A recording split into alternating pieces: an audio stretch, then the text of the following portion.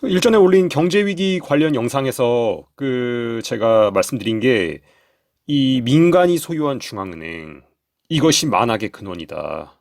이걸 한번 제가 말씀드렸었는데, 그러니까 빚, 부채를 통해서 어떻게 보면 전 인류를 지배하는.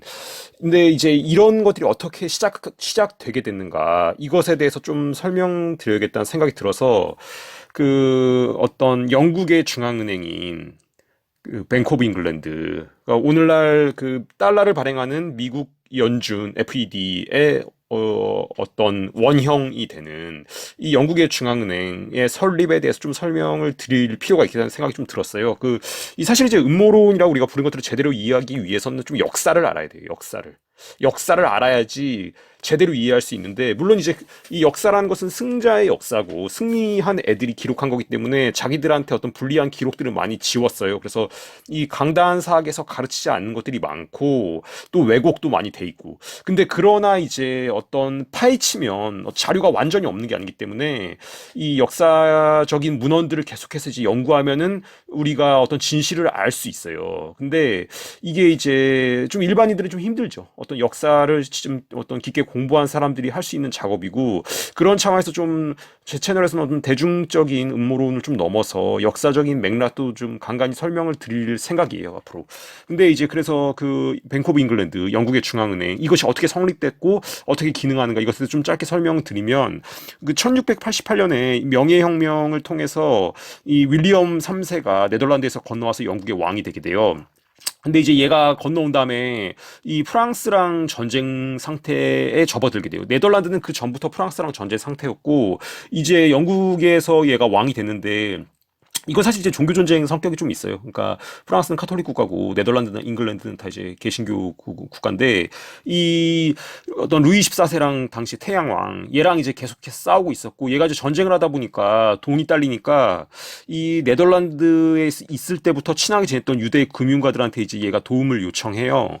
그래서 상당히 거액인 120만 파운드를 좀 대출해 달라, 유대인 금융가들한테 이제 이렇게 요청하는데, 이게 이제 상당히 막대한 금액이었고, 이게 사실 이제 빌려줬다가 이 유대 금융가들도 떼일 염려가 있거든요. 그러니까 이제 독일의 푸거가라고 있어요. 푸거가는 이제 그 스페인이 이제 이 영국이 본격적으로 부상하기 전에 무적 함대를 끌고 가장 강국이었죠.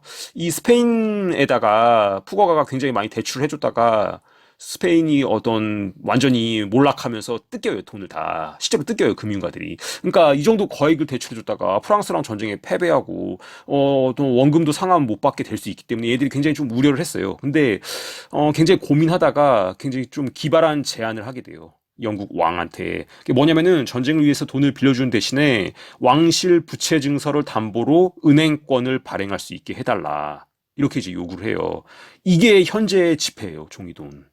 그러니까 120만 파운드를 빌려줄 테니까 빌려준 대가는 연이자 8%로 120만 파운드를 빌려주는데, 이 120만 파운드에 해당하는 액수의 은행권을 발행할 수 있게 해달라, 영국 내에서.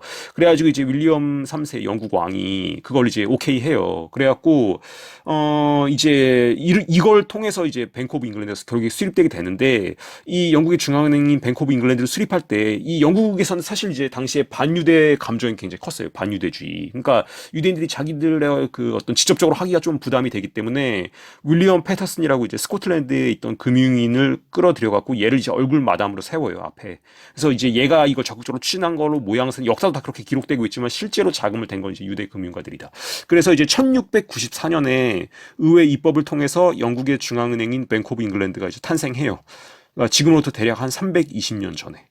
근데 이제 그 뱅크 오브 잉글랜드의 주주들 가운데 2천 파운드 이상을 이제 그 출자한 그 금융가 14명한테 이사 자격을 줘요. 뱅크 오브 잉글랜드의 이사. 당연히 이제 이들은 그 유대 금융가들이죠.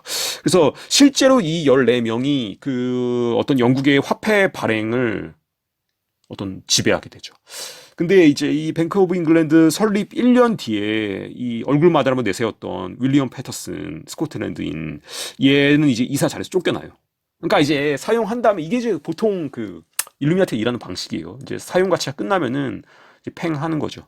그래서 얘를 이제 쫓아내고 이 실제로 어떤 중앙은행인 뱅크 오브 잉글랜드를 통한 화폐 발행 제도는 이 화폐 발행과 국채를 영구적으로 묶어놓는 구조예요. 그러니까 화폐를 발행하려면은 국채를 찍어야 돼요. 이런 제도는. 근데 이제 인구가 계속해서 증가하고 경제가 성장하면 경제 규모가 커지면 그거에 따라서 이제 화폐 수요가 늘어나게 돼 있거든요.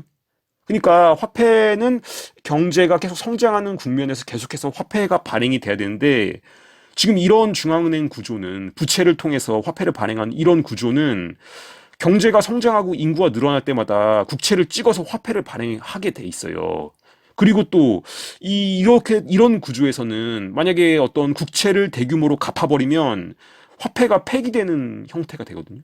그러니까 국채를 어떤 대규모로 상환할 수도 없어요. 그러니까 국채를 아주 대규모로 갚아버리면 화폐가 폐기되는 그런 구조예요. 이게 그렇기 때문에 이 시중에 유통할 화폐가 없어지기 때문에 국채를 갚으면 갚을수록 시중에 어떤 유통할 화폐가 없어지게 되는 어떤 구조이기 때문에 계속해서 어떤 국채를 통해서 화폐를 발행하고 또 정부는 이것에 대해서 어떤 채무를 지고 이자를 주고 계속 발행하고 이자 주고 발행하고 이렇게 될 수밖에 없는 구조가 돼요.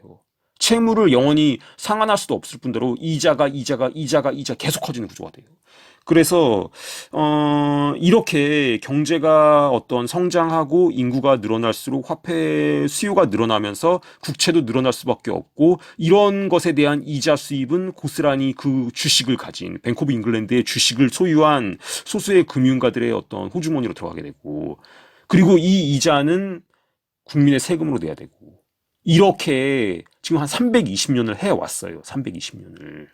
근데 이렇게 이제 뱅크 오브 잉글랜드가 어떤 화폐 발행권이 있으니까 이런 자기의 발권력을 통해서 화폐를 발행한 다음에 또 이자 수익도 있으니까 그걸 통해서 가만히 있는 게 아니라 이제 실물 자산들을 그리고 또 금융 자산들을 계속해서 얘네들이 이제 매입을 해요.